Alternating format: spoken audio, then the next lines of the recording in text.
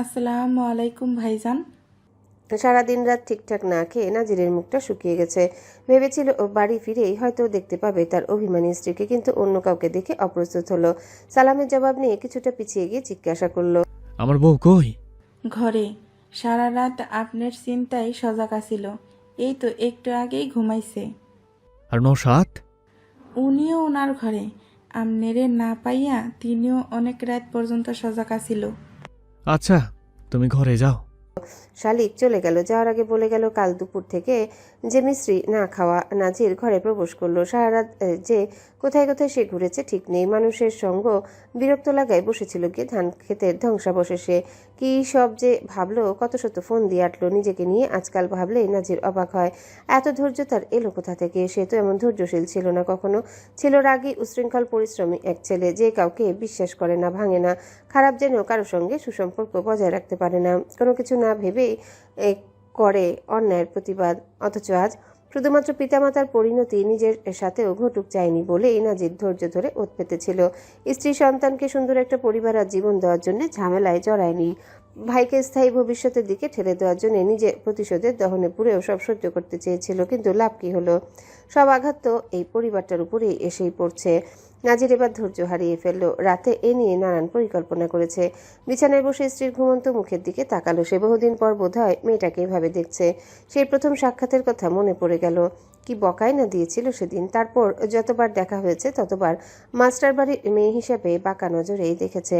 একে তো নাজির বিয়ে করেছিল কষ্ট দিয়ে, সবার থেকে প্রতিশোধ নেওয়ার আশায়, কিন্তু সেই নাজিরের কি যে হলো? বিয়ের পর যতবার মেয়েটার প্রতি দুর্বল হচ্ছিল ততবার সে বিরক্ত হচ্ছিল। ইচ্ছে করে রাগানোর জন্য গালমন্দ বা কটু কথাও বলতো। নাজিরের হঠাৎ মনে পড়লো, অনেকদিন মেয়েটাকে সে রাগায় না, বকে না, উল্টে নিজেই তার রাগ হাসি মুখে সহ্য করে উঠে পড়ে লাগে মান ভাঙাতে। এটাই কি তবে ভালোবাসা? কি জানি। নাজির তো এসব বোঝে না, কখনো ভাবেনি, সাহিত্যের রসও তেমন আস্বাদন করেনি। সারাক্ষণ যাত্রা করছে নিজের জীবন বদলানোর পথে। হাত বাড়িয়েও গুটিয়ে নিল নাজির। শরীরে ঘামের গন্ধ। যেই ছেলে দিনে দুইবার গোসল না করলে চলে না, সেই ছেলে কাল সারাদিন গোসল করেনি। বসা থেকে উঠতেই মিশ্রির ঘুম ভেঙে গেল। পিটপিট করে চোখ মেলে তাকিয়ে স্বামীকে দেখে ছটফট করে উঠে বসার চেষ্টা করলো। নাজির তাকে ধরে ফেললো, শাসন করার ভঙ্গিতে বলল, আস্তে, এই সময় অসাবধান হলে চলবো? আমাকেও বাচ্চার কথা তো ভাবতে হইব। কি কোথায় ছিলেন সারা রাত? কার সাথে ছিলেন? আমার চিন্তা হয় না বুঝি? বাজে লোক, খারাপ লোক। খাও নাই কেন? পেটের বাচ্চার প্রতি মায়া নাই? বাচ্চার বাপের মায়া না থাকলে মায়ের কিভাবে থাকবে? সব দায় কি শুধু মায়ের? কথা ঘোরাবেন না, উত্তর দিন। মিথ্যে বললে আল্লাহর বিচার করবে। এর শান্তি পাবেন না একদমই। শান্তি আর পাইলাম কই? যখনই আসে তখনই কেউ না কেউ চিনে এনে। দীর্ঘশ্বাস ফেলে উত্তর দিল, হাসপাতালে আসিলাম, ওগো অবস্থা ভালো না। সেইখান থেকে ফিরা মহাজনের কাছে গেছিলাম। রাতে আর বাড়ি ফিরতে পারি নাই, মিলে থাকছি। আবার যদি কেউ আগুন দেওয়ার চেষ্টা করে, পথে বসতে হইব না, উঠার আর রাস্তা নাই। একটা খবর পাঠালে কি হতো? মনে আসিল না, ভুল হইয়া গেছে, মাফ কইর। মিস্ত্রি কান্না আটকে রাখার চেষ্টা করেও পারল না। স্বামীকে জড়িয়ে ধরল। নাজির চোখ মুখ কুচকে নিল। মাইয়াটা তো খচ্চর, গোসল করি নাই, জোরে ধরছে। মিস্ত্রি তাকে ছাড়ল না। নাজির তার মাথায় হাত বুলিয়ে অনেক কষ্টে শান্ত করলো। শালিক তখনই গিয়ে রান্না বসিয়েছিল। রান্না শেষে সবাইকে ডাকলো। নাজির গোসল সেরে এসে আগে স্ত্রীকে খাইয়ে দিয়ে তারপর নিজে খাবার খেলো। বেলা বাড়ল। এতক্ষণ বিশ্রাম নিয়ে চট করে শোয়া থেকে উঠে বসলো নাজির। হাত মুখ ধুয়ে বাড়ি থেকে বের হয়ে গেল। নওশাদ তার পিছু নিল। বাড়িতে কিছু জিজ্ঞাসা করার সাহস পায়নি। সব ঠিক আছে ভাই? হ, আয় এক জায়গায় যামু, কোথায়? গেলে দেখতে পাবি। নওশাদকে আর কোনো প্রশ্ন করার সুযোগ না দিয়ে আগে আগে হাঁটতে লাগলো নাজির। উপায়ন্ত না পেয়ে নওশাদও তার পিছু পিছু হাঁটতে লাগলো। মহাসড়কে যেতেই ভাগ্যক্রমে পেয়ে গেল টেম্পো। দুই ভাই উঠে বসলো তাতে। বেলা 11টা। আজ বহুদিন পর আড়তে এসেছেন আমিরুল শাহ। কর্মীরা তাকে দেখে কুশল বিনিময় করে চা দিয়ে গেল। চা খেতে খেতে গুদামে বসে আশেপাশে দোকানদারদের সঙ্গে খোশ গল্পে মেতে উঠেছেন তিনি। এতক্ষণ পারভেজ এখানে বসা ছিল। তাকে বাড়িতে পাঠিয়ে দিয়েছেন, বড় ছেলেটাকে পাঠিয়েছেন ঢাকায় কিছু কাজে, আর ভাই তো অন্য কাজে ব্যস্ত। দরজায় কেউ কড়া নাড়ল। চায়ের কাপে চুমুক দিয়ে অনুমতি দিলেন। আয়। ভেতরে প্রবেশ করলো পরিচিত এক মুখ। তৎক্ষণাৎ চা গলায় আটকে গেল। কেসে উঠলেন আমিরুল শাহ। প্রতিবেশী আরতদার দ্রুত উঠে গিয়ে তার মাথায় চাপড় দিয়ে বললেন। নিজেকে সামলালেন তিনি। মনে মনে বললেন, মরণ তো সামনে আইয়া নাচতাছে। মুখে বললেন, এটা আমার ভাতিজা। কিরে, তুই হঠাৎ এইখানে জানলি কেমনে আমি যে এনে আইছি? পারভেজ রে জিগাইতে কইয়া দিল। মনে মনে অপদার্থ ছেলেকে গালি দিলেন তিনি। মুখে বললেন, কোনো প্রয়োজনে আইছিলি? হ, একটু দরকার ছিল, সবার সামনে কোন রইব না। কৌতূহলী হয়ে উঠলেন আমিরুল শাহ। কোনো মতে তাদের বিদায় দিয়ে কেদারায় পা তুলে বসলেন। বললেন, কি কর লাগিয়া এত দূর আইয়া পড়ছস? কইয়া ফেল। নাজির তার মুখোমুখি কেদারায় বসে টেবিলে পানি ভর্তি জগ থেকে পানি খেয়ে গলা ভেজালো। বলল, আপনার কিছু পাপ কর্মের হিসাব খুলতে আইছি। হাসলেন আমিরুল শাহ। বললেন, তারা রাত নাকি বাড়িতে ফিরস নাই? লস খাইয়া মাথা টাথা নষ্ট হইয়া গেছে নাকি? মাথা নষ্ট হইব কেন? ক্ষতি কেমনে পোষা হয় আমার জানা আছে। কেমনে? আমার লগে এক জায়গায় যাইতে হইব। কোন জায়গায়? উপজেলা ভূমি অফিস। লোকটা কৌতূহলী দৃষ্টিতে তাকিয়ে জিজ্ঞাসা করলেন, কেন জামু? ওইখানে কি কাম? ভূমি অফিসে মাইনছে কেন যায়? আমিরুল শাহ বুঝলেন না, বিরক্ত হয়ে বললেন, কি শুরু করলি বাপ? ব্যবসা করতে গেলে একটু একটু ক্ষতি হইবই, এর লাগিয়া পাগল হইতে হয়? সমস্যা সব জায়গাতেই থাকে, সময়ের লগে লগে ঠিক হয়ে যাইব। সময় লাগে কিছুই ঠিক হয় না চাচা। হয় মাইন্না লইতে হয়, নয়তো সমস্যা গোড়া থেকে উপরে ফেলতে হয়। আমার বাপ দাদা থেকে শুরু কইরা আমার সব সমস্যার মূল তো আমনে। কি করবি এখন? মানাইয়া নিবি? না, উপরাইয়া ফেলবো। আমিরুল শাহ চমকালেন। নাজির হেসে বলল, আকবর মিয়া মারা গেছে, আমনের অনেক কথা কইয়া গেছে, তার মধ্যে একটা হইল সম্পদের ব্যাপার। শুনছি আমার দাদার নাকি অনেক জমি জায়গা আছিল, প্রায় 100 বিঘার উপরে। সেইটারে 3 ভাগ করলে কত হয় চাচা? কিন্তু দিলেন তো মাত্র বাকি 31 বিঘার হিসাব যদি দিতেন চাচা। আমিরুল শাহ আশ্চর্য হলেন। এতদিন পরে এই ছেলে আবার পুরনো কাসুন্দি ঘাটছে কেন? সবসময়কার মতো এবারও ছ্যাদ করে উঠলেন। দেখ, মেজাজ খারাপ করবি না নাজির, যা পাইছস তাই অনেক। তা কইলে হয় না চাচা, দলিল দস্তাবেজ সব আগে থেকে তৈরি করে রাখছি, এখন আমনে একটা স্বাক্ষর লাগবো শুধু। কই দলিল? কি এর দলিল? কি আছে তাতে? দলিলে কি থাকে? জমি জায়গার হিসাব লেখা। এই তো কয়েকদিন আগে ভূমি অফিস গিয়া সব জানলাম, তাই নরসাদরে দিয়া নতুন করে মুক্তার ধইরা দলিল করলাম। কালীগঞ্জ থেকে মোট 2 বিঘা, ধান আর আনাজ ক্ষেতের মোট 7 বিঘা। এর উত্তরের ভিতরে যে বড় জমিটা আছে তার সজ্ঞানে আপনি আমরুল শাহর নিজের ভাতিজা নাজির শাহর নামে লেখা দিবেন। এইটুকুই আপাতত হইব। আমার আবার চাহিদা কম চাচা। এই পর্যায়ে আমিরুল শাহ রেগে গেলেন। এক থাপ্পড় দিয়া তোমার জবান বন্ধ কইরা দিমু বজ্জাত। সাপের 5 পা দেখছস? আমার লগে ফাজলামি? আমি জীবনে যা করছি তা তোর বাপেও করতে পারে নাই। পারলে এই জীবনটা আজ হেই কাটাইতো। আইসে আমার হুমকি দিয়ে আমার জমি আমার থেকে কাইরে নিতে। 2 দিনের ছোকরা আমারে কয় ভূমি অফিস যাইতে? এত কাঁচা কাম করলে হয়? বাঘের খাঁচায় ঢুইকে শত্রুতা করস? বাপ করতে পারে না দেখে যে পোলাও করতে পারবো না তা নিশ্চিত কেমনে? ও, এটা বাঘ না কিছু? এই ধরনের কিছু নাজির শাহ হাঁটার সময় পাড়া দিয়া মাইরা ফেলায়। বাসটায় কই? আজ তোরে দেখামু আমিরুল শাহ কি জিনিস। এতদিন কিছু কই নাই তো? গাড়ি ভরা মাল আইসে দেখলাম, কামলাগুলোকে মাল নামাইতেছে। তাই চাইলে আশেপাশে লোকজন ডাকতে পারি। ভালো মানুষের মুখোশ পইটা থাকা সাভারের কর্তার কুকর্ম জানুক তারা। জানুক কেমনে সে নিজের বাপরে খেতে ফেললা কুপাইয়া মারছে, রাতের অন্ধকারে শালা দিয়া ছোট ভাইয়ের বউরে ধর্ষণ করে খুন করছে। জানুক কেমনে নিজের আপন ভাইয়ের এতগুলো বছর পঙ্গু বোবা কইরা ঘরে বন্দি করে রাখছে। জানুক কেমনে পারিবারিক ব্যবসা সম্পত্তি থাকা ভাতিজাকে ঠকাইছে। আমি তো এটাই চাই। আমিরুল শাহ বাখারা হয়ে বসে রইলেন কেদারায়। পা দুটো আপনা আপনি নিচে নেমে গেল। ভাবতে পারলেন না কিছু। এই ছেলে এসব জানলো কিভাবে? কে বলেছে তাকে? নাজির মুচকি হাসে। কইলাম না গুরুত্বপূর্ণ কথা কইতেছি। তুই? সব জানি, সত্য কখনো চাপা দেওয়া যায় না। বইটার কথা তখনই মামার বাড়ি গিয়েছিলাম, সেইখান থেকে সব ঘটনা হন্যা মনে সন্দেহ জাগলো। নতুন এক নামের লোকে পরিচিত হইলাম, যার নাম মোতালে। খুঁজতে খুঁজতে শুনি আব্বাস ভাইয়ের চাচা। আব্বারে চাইপা ধরলাম এই দিন। আব্বা যা কইল তাতে বুঝলাম আমার মা পালাই নাই, সব কিছুর পেছনে আপনাকেও হাত আছে। পরে নরসাদরে লইয়া গেলাম ভূমি অফিসে। আব্বাই মরার পর গেলাম মোতালেবের বাড়ি। বেড়াই মরলে কি হইব, বউ এখনো বাচ্চা আছে, সে আমারে সব জানাইছে। আমিরুল শাহ বলার মতো শব্দ খুঁজে পেলেন না, মাথা ঘোরাচ্ছে। নাজিরকে তিনি যা ভেবেছিলেন নাজির তা না। এ ছেলে আগেই সাবধান করেছিল তাকে, তিনি বেশি গুরুত্ব দেননি। ভেবেছেন সাজানো দাবার গুটি ছোট্ট একটা আনাড়ি ছেলের পক্ষে সরানো সম্ভব নয়, অথচ পিঠ পিছে এই ছেলে কেঁচো খুঁড়তে গিয়ে কেউটা বের করে ফেলেছে। এতদিন কি সুন্দর অভিনয় করেছে, ঘুরে বেরিয়েছে সামনে দিয়ে, যেন জানে না কিছু। আমিরুল শাহ শুকনো ঢোক গিলে কপালের ঘাম মুছলেন।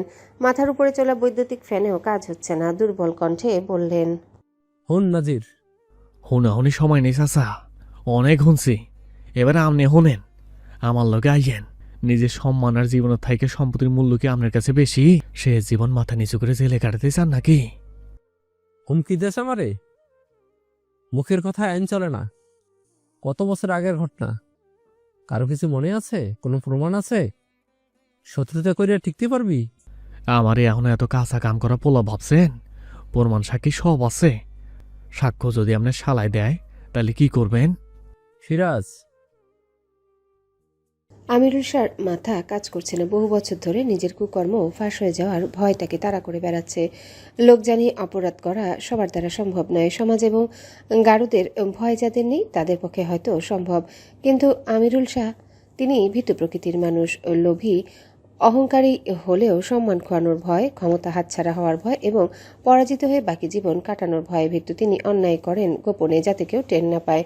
অথচ উপরে যে একজন আছেন যিনি সব দেখেন, জানেন, তাই যেন ভুলে বসেছেন। কুকর্ম ফাঁস হয়ে যাওয়ার ভয়ে নাজিরের কথা মতো ভূমি অফিসে এসে হাজির হলেন আমিরুল শাহ। বড় ভাইয়ের নির্দেশ মোতাবেক এতদিন দৌড়ঝাঁপ করে সব কাগজপত্র তৈরি করে রেখেছিল নওশাদ। চেনা অচেনা অনেক মানুষের সামনে আমিরুল শাহ কম্পিত হাতে এর দলিলে টিপসই দিলেন। টাকা পয়সার হিসাব নিকাশ ছাড়া লেখাপড়া তিনি জানেন না, তাই দলিলে আদৌ কি লেখা আছে তা পড়তে পারলেন না। মুক্তার কি বলল তাও তো খেয়াল করলেন না, শুধু মাথা নাড়ালেন। হস্তান্তরের সাক্ষী হলো আমিরুল শাহর বিশ্বস্ত ম্যানেজার, যে এতকাল ব্যবসায় লেনদেন ঘটিত সকল কার্যক্রম তদারকি করে মমিনুল শাহের পিঠ পিছে আসল দস্তাবেজ পাঠিয়ে দিত। ওখানকার সব কাজ মিটিয়ে ভেতর থেকে হেলে দুলে বেরিয়ে এলেন আমিরুল শাহ। সূর্যটা যেন একেবারে মাথার উপরে দাঁড়িয়ে আছে। কি তেজ! মাথাটা চক্কর দিয়ে উঠল লোকটার। লুটিয়ে পড়ার আগে নাজির এসে ধরে নিল, শাসন করার ভঙ্গিতে বলল, নিজেরে সামলান চাচা, পইরা গেলে হাড্ডি কুটি সব ভাঙ্গা যাব। পরে আমার বাপের মতো সারা জীবন বিছনায় কাটাইতে হইব। তোরে আর সহ্য হইতেছে না, সারা আমারে। আজকার ঘটনা আমগো মধ্যেই যাতে থাকে। ভুলেও অন্য কারো কানে গেলে, বিশেষ করে ছোট চাচার কানে গেলে কিন্তু খবর আছে। আমি চুপ করে বইয়া থাকবো না। আমিরুল শাহ এক পলক ভাতিজার দিকে তাকালেন। মায়ের জন্য কান্না করা সেদিনের সেই ছোট্ট ছেলেটা উচ্চতা আজ তাকে ছাড়িয়ে গিয়েছে। চোখে কোনো ভয় নেই, শীত দ্বারা সোজা হাসি মুখে হুমকি দিচ্ছে। এমনকি চাইলে এই মুহূর্তে তাকে শেষ করে দিতে পারে। কবে কবে যে এমন হলো, আর কিছু ভাবা বা বলার পূর্বেই ছাতা হাতে রাস্তা পেরিয়ে দৌড়ে এলো আব্বাস। হাঁপাতে হাঁপাতে উদ্বিগ্ন স্বরে বলল, আপনি ঠিক আছেন সাব? কোন ফাঁকে বাইর হইয়া আইলেন কন্ত? গোদামের ভিতরে গিয়া দেহি আপনি নাই। পরে হাসমতের কাছ থাইকা সব হইনা এনে আইলাম। দম ছেড়ে নাজিরের উদ্দেশ্যে এবার প্রশ্ন ছুড়ল, তুই এই সময়ে এনে কেন? আমার চাচার কাছে আমি যখনই চাইমো। তুমি যেখানোর কিটা? চাচার বয়স হয়েছে, তার এদিকে শুনে রাখতে হইব না। ধরো এন বাড়িতে লইয়া যাও, আমার একটু কাম আছে। আয় নওশাদ। আব্বাস সন্দেহ নিয়ে তাদের যাওয়ার পথে তাকালো। হাতের ইশারায় বেবি অটো থামিয়ে আমিরুল শাহকে নিয়ে উঠে পড়ল তাতে। নওশাদের বিস্ময়ভাব এখনো কমেনি। কৌতুক ধরে রাখতে না পেরে বলেই ফেলল, এত কিছু তুমি একা একা কিভাবে করলে ভাই? আমিরুল শাহর মতো লোভী একটা লোক এত সহজেই জমি হস্তান্তর করে দিল? আমি এখনো বিশ্বাস করতে পারছি না। নাজির সবকিছু বিস্তারিতভাবে জানালো। গতকাল রাতে আচমকাই বুদ্ধিটা তার মাথায় এসে হানা দিয়েছিল। সকাল থেকে অনেক পরিকল্পনা করে ছক সাজিয়ে করে ফেলল, উদ্দেশ্য হাসিল। নওশাদের কৌতূহল এবার ভয়ে রূপ নিল। বলল, এখন তো আমার আরও ভয় হচ্ছে। আমিরুল শাহ তোমার ভয়ে চুপ থাকবে ভেবেছ? সবাই জেনে গেলে কি হবে? কিছুই করার থাকবে না। এতগুলো মানুষের সামনে আমরা টিকতে পারবো? নাজিরের চোখে মুখে ভয় নেই। স্টেশনে টেম্পো দাঁড়িয়ে আছে, মানুষ বললে ছেড়ে দিবে। বাজারের দিকে হাঁটা ধরল সে। বউরে আজ পর্যন্ত কোনো উপহার দিছোস? এর লইগা তো বউ টিকে না। আয় কিছু কিনা লইয়া যাই। তোমার চিন্তা হচ্ছে না? না, আমি ভাবনা চিন্তা করে কোনো কাম করি না। আমার আবেগ কম, তাই হাতঘাট বাইন্দা ময়দানে নামেছি। যেই ঝটকায় বেটাই খাইছে, কয়দিন দাঁড়াতে পারবো কিনা সন্দেহ আছে। ততদিন দলিল রেস্টি হোক। নওশাদের ভয় তবুও কাটে না, মনে হচ্ছে তার জীবন হেলায় কাটছে। দ্বিতীয় বিয়ে করে ফেসেছে, নতুন বউকে বুঝতে পারছে না, সময় দিতে পারছে না। এদিকে আবার হুটহাট বড় ভাইয়ের ভয়ঙ্কর সব কাজ করা তো আছে। দুপুরে আব্বাসের সঙ্গে বাড়ি ফিরলেন আমিরুল শাহ। মস্তিষ্ক এখনো ভয়ে থেমে আছে। কারো সঙ্গে কোনো কথা না বলেই মগ্নে তিনি চলে গেলেন পুকুর পাড়। তারপর নিচু সিঁড়িতে বসে এক নাগারে বেশ কিছুক্ষণ মাথায় ঠান্ডা পানি ঢাললেন। দেহের উত্তাপ, মনের ভয় তবু কমল না, বরং আরও বাড়ল। ভয়, চিন্তা মানুষের শত্রু। ভুল সময় মস্তিষ্ক করা নাড়ে। স্বামীর কাণ্ড কারখানা দেখে ফরিদা চেঁচিয়ে উঠলেন, বুইড়া বয়সে অসুখ বিসুখ বাঁধাইতে চান নাকি? এত পানি কেউ ঢালে? আমিরুল শাহ এবারেও কথা বললেন না। কারো কথা তার শ্রবণনালীতে পৌঁছালো না। আরও ঘণ্টাখানেক সেভাবে ভেজা বসে থাকলেন। তারপর গামছা দিয়ে আপাদমস্তক মুছে ঘরে গিয়ে কাঁথা মুড়ি দিয়ে শুয়ে পড়লেন। এই সংসার ফরিদার আর ভালো লাগে না। কেউ তার কথা শুনে না, গুরুত্ব দেয় না। পুরনো সেই দাপটে ফিকে পড়ে গিয়েছে যেন। বুড়ো বয়সে স্বামীর ভীমরতি দেখে বিরক্তি, ক্ষোভ আরও বাড়ছে। যদিও ভালোবাসার জৈবিক চাহিদা অনেক আগে ধোঁয়ার মতো নিঃশেষ হয়ে গিয়েছে। এখন যা আছে শুধুই প্রয়োজন আর সামাজিকতা। বেলা থাকতেই মিস্ত্রি গোসল সেরে বিছানায় বসে আছে। শালিক জোহরের নামাজ শেষে জায়নামাজে বসে মোনাজাত ধরেছে। নওশাদ শব্দহীন হেঁটে ঘরে প্রবেশ করলো। হাতের ব্যাগটা বিছানার উপর রেখে পরনের ঘামে ভেজা শার্ট খুলে আয়নায় ঝুলিয়ে চলে গেল গোসলখানায়। তবুও তার উপস্থিতি শালিক টের পেল। মোনাজাত শেষে জায়নামাজ গুটিয়ে উঠে দাঁড়ালো। বন্ধ জানালা খুলে ঘরে পর্যাপ্ত আলো আসার ব্যবস্থা করে দিল। কিছুক্ষণের মধ্যেই নওশাদ ফিরে এলো। তাকে দেখে শালিক জিজ্ঞাসা করলো, শরীর ঠিক কইরা মারছেন নাকি নামাইজেই আইসা পড়ছেন? রোজ রোজ শরীরকে মাছে, ত্বকে অতিরিক্ত সাবান ব্যবহার করা অনুচিত। আমনে যে খাচ্চর এটা কোন? শরীরখানা দেখেছ? কোথাও কোনো দাগ নেই। খচ্চর হলে ধবধবে ফর্সা থাকতো। সারাক্ষণ আজাইরা খুলে দাগ থাকবো কেমনি? আপনি তো বেকার লোক। নিজের বড় ভাইডারে দেখা শিখেন কেমনে সংসারে লাইগা কাদার মতন খাটে, আবার বউরেও তোলা তোলা করে রাখে। বাঁকা দৃষ্টিতে স্ত্রীর দিকে তাকালো নওশাদ। মেয়েটা সরাসরি তাকে অকর্মণ্য বেকার উপাধি দিয়ে দিল। গাল ফুলিয়ে বলল, ভাই আমাকে কাজ করতে দেয় না, না হলে ঠিকই এতদিনে একটা চাকরি জুটিয়ে ফেলতাম। তবে বেকারও বেশি দিন আর থাকছি না। কয়েকদিন পরেই দেশের বাইরে চলে যাব। তখন দেখবে তোমার স্বামী কত কাজের। সময় হইলেই দেখা যাইব। জ্ঞানী লোকে মুখে ফটর ফটর না কইরা কামে দেখায়। বলেই শালিক মুখ বাঁকালো। পুনরায় খোঁচা মেরে বলল, দাড়ি গোফ ছাড়া পুরুষ মানুষেরে ভাল লাগে না। সব কাইটা এমনি পরিষ্কার হয়ে থাকেন কেন? নওশাদের রাগ হলো। ভ্রুজোড়া খানিক কুচকে গেল। তার মুখের মধ্যে দাড়ি গোফের অস্তিত্ব নেই। একটু বাড়লেই গোড়া থেকে কামিয়ে ফেলে। তবে শালিক মেয়েটা তার ভাবনা থেকেও যেন ভীষণ পটু। কথার সমাপ্তি টেনে বলল, আয়েন ভাত বাড়ি। পরে খাবো, তার আগে এদিকে এসো। তোমার জন্য কি এনেছি দেখো। শালিক আর উঠল না।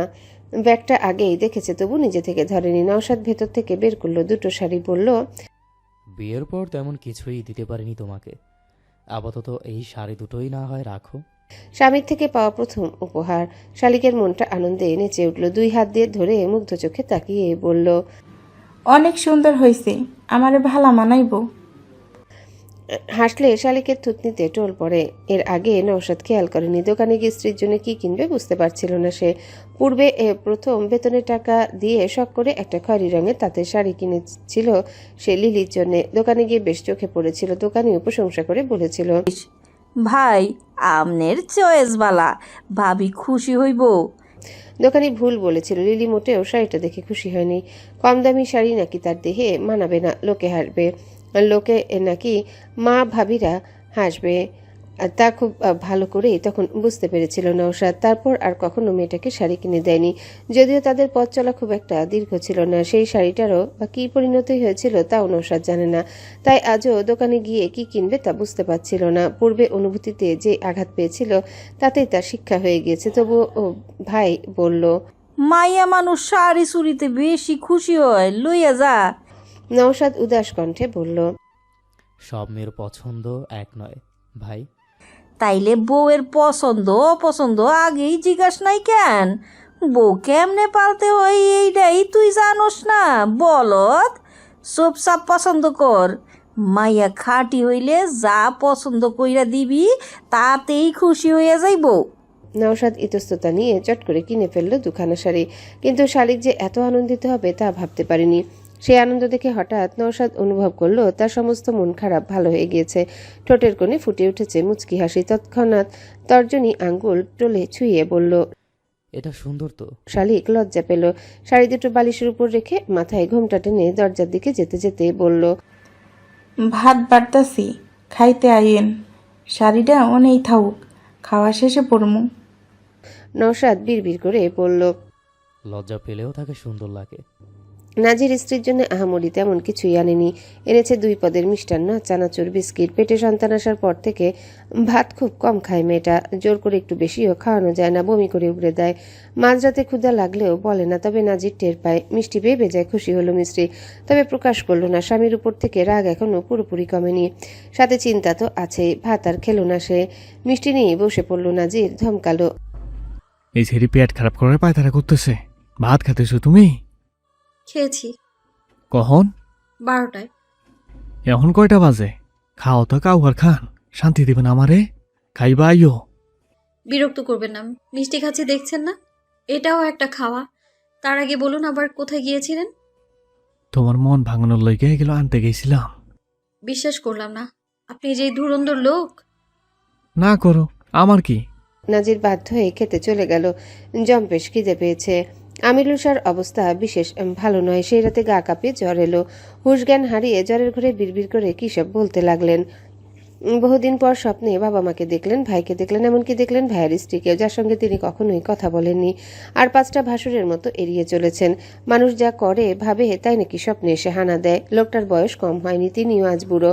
চুলদাড়ি পেকেছে, দাদা নানা হয়েছেন। সামনের দাঁত একটা নড়ে যে কোনো মুহূর্তে পড়ে যেতে পারে। টান টান চামড়া কুচকে গিয়েছে। পুরনো জৌল শক্তি দেহে আর অবশিষ্ট নেই, যা আছে শুধু কণ্ঠস্বরে। ফরিদার স্বামী শিওরে বসে অনেকক্ষণ জলপট্টি দিয়ে উঠে গেলেন। একসময় জ্বর কমার বদলে বাড়ছে। লোকটা ছটফট করছে। ছেলেদের ডেকে নিয়ে এলেন তিনি। অসময়ে কাঁচা ঘুম ভাঙায় সামিউল কিছুটা বিরক্ত হলো। ঘরে এসে বাবার বেগতিক অবস্থা দেখে বিরক্তি চিন্তায় রূপ নিল। বলল, হঠাৎ এই অবস্থা কেমনে হইল? জানি না, আমি আড়তে গেছিল, ফিরাই মাথায় পানি ঢালছে কতক্ষণ। নিষেধ করার পরও শুনে নাই। আমার কোনো কথাই তো শুনে না। কখন ধৈরা যে কি কইতাছে কিচ্ছু বুঝি না। যেই রোদ আইস পড়ছে, নিষেধ করছিলাম আমি, উল্টা আমার ধমক দিয়া পাঠিয়ে দিল। এর লাগেই জ্বর আইছে। এখন আর কি করবো কও? সূর্যের আলো ফোটা পর্যন্ত অপেক্ষা করো। সকালে ডাক্তার ডেকে আনবো না হয়। হতে এ ছেলেরা বাজার থেকে ডাক্তার এনে চিকিৎসা করালো, ওষুধ খাওয়ালো, কিন্তু কিছুতেই কিছু হলো না। নাজির ভাবলো এবারই বোধহয় এই লোকের কাহিনী সমাপ্তি ঘটবে। মৃত্যুর দিন গুনতে লাগলো সে। এমনকি এই প্রথম নামাজে বসে কারো মৃত্যু কামনা করে। নাজিরের সেই ইচ্ছা পূরণ হলো না। সপ্তাহখানেক পর আমিরুল শাহ বিছানা ছেড়ে উঠে দাঁড়ালেন। জ্বর পুরোপুরি না ছাড়লেও কিছুটা কমেছে বটে, সাথে বাড়িয়ে দিয়ে গিয়েছে বাহ্যিক বয়স। মোটা তাজা দেহ শুকিয়ে গিয়েছে, চোখের নিচে পড়েছে বিশাল এক কৃষ্ণ গহ্বর। খানিক সুস্থ হতে না হতে সেদিন ছেলেদের ডেকে ব্যবসার সমস্ত দায়িত্ব বুঝিয়ে দিলেন তিনি। বিকালের দিকে ডাকলেন ছোট ভাইকে। অনেক সময় ধরে তাদের মধ্যে আলোচনা চলল। নাজির বাড়িতেই ছিল। এবার কিছুটা হলেও তার মনে ভয়ের সঞ্চার ঘটল। যদি লোকটা সবাইকে সব জানিয়ে দেয়, যদি বলে দেয় নাজির সব জেনে গিয়েছে, তবে তো সত্যি সত্যি নওশাদের কথা অনুযায়ী এতগুলো মানুষের সঙ্গে সম্মুখ যুদ্ধে নাজির শাহর পরাজয় নিশ্চিত। অস্থির হয়ে উঠল সে। কি করবে না করবে ভেবে পেল না। তাড়াহুড়ো করে যাতা করে বসলে নিজেকে যে ফাঁসাতে হবে। 2 দিন এভাবে ছটফট করতে করতে নাজিরের মাথায় হঠাৎ নতুন কোনো বুদ্ধির উৎপত্তি ঘটল। দুপুর 11টা। বিথি, শিউলি, শালিক নিচু জমিতে কড়ই গাছে শুকনো পাতা ঝাড়ু দিচ্ছে। ফরিদা মর্জিনা সেখানে কচু শাক বাঁচতে বাঁচতে প্রতিবেশী 2 নারীর সঙ্গে গল্প করছেন। মিস্ত্রি একটা কাটা গাছের কাণ্ডতে বসে চুপচাপ তাদের কর্ম দেখছে। মেয়েটা আগে বাড়ি থেকে বের হতো না, কারোর সঙ্গে তেমন মিশত না। শালিক আসার পর থেকে সব বদলে গিয়েছে। সেই জোর করে নিয়ে তাকে বসিয়ে রেখেছে সেখানে। বাড়ির ভেতরের তুলনায় পাতা সেখানে একটু বেশি। প্রাণ জুড়িয়ে যায় যেন। সকালের খাবার খেয়ে মিলে গিয়েছিল নাজির। ঘণ্টা 3 পর বাড়ি ফিরল। সতর্ক বৃষ্টিতে চারিদিক দেখে কান পেতে শুনল দক্ষিণ থেকে ভেসে আসে নারীদের কণ্ঠস্বর। নাজির জানে বাড়িতে পুরুষ বলতে আমিরুল শাহ ব্যতীত এখন আর কেউ উপস্থিত নেই। কিছুক্ষণ আগে ছোট চাচাকে ধান খেতের দিকে যেতে দেখেছে, তাই খুব সাবধানে কাছারি ঘরে প্রবেশ করলো সে। ক্যাটক্যাট শব্দে ফ্যান ঘুরছে। টেবিলে এলোমেলো ছড়িয়ে ছিটিয়ে আছে কাগজপত্র। লেখাপড়া বেশি দূর না করলেও গণ্ডমূর্খ সে নয়। খুব ভালো করে দলিলপত্র, দস্তাবেজ হিসাব নিকাশ পড়তে পারে। কাগজপত্রগুলো পড়ে বুঝতে পারল ছোট চাচার অগোচরে ব্যবসা থেকে অনেক টাকায় ধুরন্ধর লোকটা সরিয়ে রেখেছে। সাথে কিনেছে নতুন বেশ কয়েক বিঘা জমি। আধা খোলা ড্রয়ারে এখনো দেখা যাচ্ছে কিছু চকচকে টাকার বান্ডিল। নাজিরের রাগ আকাশ জুড়ে তাকে পথে বসানোর চক্রান্ত করে নিজে সম্পদের পাহাড় করছে অসৎ লোকটা। অথচ এর ভাগও তার বাবার পাওয়ার কথা ছিল তাদেরও। কারো পায়ের শব্দে জিনিস জায়গায় রেখে দিল নাজির। আমিরুল শাহ ল্যাট্রিনে গিয়েছিলেন, ফিরে আসতেই বেশ অবাক হলেন। বর্তমানে সোজা হয়ে না দাঁড়াতে পারায় লাঠিতে ভর করে চলেন। দ্রুত এসে কাগজপত্র সরাতে সরাতে বললেন, তুই এনে কেন? আবার কি চাস? আমনের লগে শেষ দেখা করতে আইলাম। শেষ দেখা মানে? মানে কিছু কথা কইতে আইলাম, গুরুত্বপূর্ণ কথা। কি আর গুরুত্বপূর্ণ কথা? তোর লাগে আমার কোনো কথা নাই, কিছু লুকানোর নাই। আমগো সব কথা শেষ। উত্তেজিত হয়ে উঠলেন আমিরুল শাহ। দেহ কাঁপছে। নাজির এগিয়ে কেদারা টেনে বসতে দিল তাকে। জগ থেকে গ্লাসে পানি ভরে হাতে ধরিয়ে দিয়ে বলল, গলা ভিজান চাচা, শান্ত হন। এই বসে বেশি উত্তেজিত হইলে স্টক কইরা দাদার কাছে যাইবেন গা। আমিরুল শাহ পানি খেয়ে শান্ত হওয়ার চেষ্টা করেও পারল না। নাজির যে তাকে শান্তি দিতে নয় বরং অশান্তি দিতে এসেছে। আজ কোনো কিছু না লুকিয়ে বলল, আমনেরে আরো কিছু কথা জানানোর বাকি আছে। ভাবলাম বয়স্ক মানুষ, কবে না কবে মইরা যাবেন আবার। তার উপর নাজির তো নিজের প্রতিভা লুকিয়ে রাখতে পারে না। আমিরুল শাহ অধৈর্য হয়ে উঠলেন। আরও কি বলার বাকি আছে? যা বলেছে তাতেই তো লোকটার অবস্থা খারাপ হয়ে গিয়েছে। নাজির আর রাগঢাক না রেখেই বলল, আপনি জানেন শৈলরে আমি মারছি, কিন্তু লাশ কেমনে গুম করছি এটা জানেন? কেমনে আপনাকে নাকের ডগা দিয়া আকামগুলো করছি তা জানেন? এইসব বাদ দেই, কেডাই সাহায্য করছে হিটে জানেন? কেডাই করছেন? অসাদে নাকি মিল্টন? আরে না, ওই বলদ দুইটার হেডাম আছে। যা করার আমার শ্বশুর করেছে। চমকে তাকালেন আমিরুল শাহ। কাশেম সাহায্য করেছে, ওরাও তো সব জানে, যা তিনি কখনো কল্পনা পর্যন্ত করেননি। কম্পিত কণ্ঠে বললেন, সিরাজ কই? তুই সেদিন সিরাজের কথা কইছিলি, ওই জানে ওর পোলার লগে তুই কি করছস? সিরাজে কি সব স্বীকার কইরা দিছে? লোকটা ভারী বোকা। কে যে কখন তাকে কেমন করে ব্যবহার করে কিছু বোঝে না। এই যে এখন বুঝছে না আপন ভাতিজা নাজিরকে। আজ আর কোনো কিছুই গোপন রাখল না নাজির।